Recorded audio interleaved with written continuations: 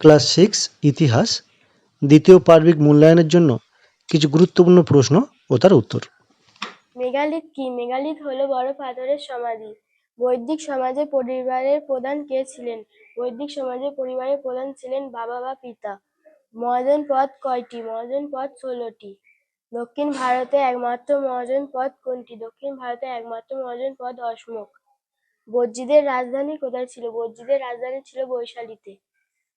কেবলিন নামে কে পরিচিত? কেবলিন নামে মহাবীর পরিচিত। পার্শ্বনাথ কে ছিলেন? পার্শ্বনাথ ছিলেন জৈন ধর্মের তীর্থঙ্কর। মহাজন পদগুলি গড়ে উঠেছিল কোন শতকে? খ্রিস্টপূর্ব ষষ্ঠ শতকে।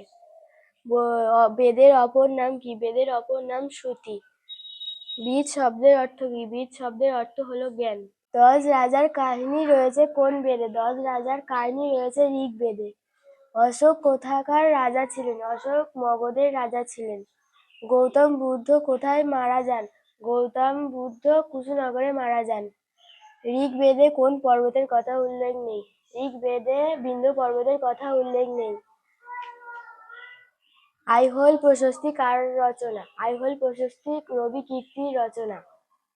প্রথম বৌদ্ধ সংগীতি কোথায় হয়? প্রথম বৌদ্ধ সংগীতি রাজগৃহেতে হয়। ভারতের প্রথম সাম্রাজ্যের নাম কি? ভারতের প্রথম সাম্রাজ্যের নাম মৌর্য সাম্রাজ্য। মেগাস্থিনিসের লেখা বইটির নাম কি? মেগাস্থিনিসের বইটির নাম লেখা হলো ইন্ডিকা। 24তম তীর্থঙ্কর কে ছিলেন? 24তম তীর্থঙ্কর ছিলেন মহাবীর। আলেকজান্ডার কোথাকার শাসক ছিলেন? আলেকজান্ডার গ্রীসের ম্যাসিডনের শাসক ছিলেন। রেওয়াত প্রশস্তিতে কার কথা রয়েছে? সম্রাট সমুদ্রগুপ্তের কথা রয়েছে। অস্ত্রশাস্ত্রের রচয়িতা কে? অস্ত্রশাস্ত্রের রচয়িতা হলো কৌটিল্য। মগধের রাজধানী কোথায়? মগধের রাজধানী ছিল প্রথমে রাজগৃহ, পরে পাটলিপুত্র। একটি গণতান্ত্রিক মহাজনের পদের নাম কি? মল্ল এবং বজ্জী। একটি রাজতান্ত্রিক মহাজন পদের নাম কি? মগধ। জৈন ধর্মের শেষ তীর্থঙ্কর কে ছিলেন? মহাবীর। ভারতীয় উপমহাদেশে কার প্রথম সোনার মুদ্রা চালু করেন? কুষাণরা। সগারি কার উপাধি ছিল? সগারি দ্বিতীয় চন্দ্রগুপ্তের উপাধি ছিল। আর্য সত্য কোন ধর্মের অংশ? বৌদ্ধ ধর্মের অংশ।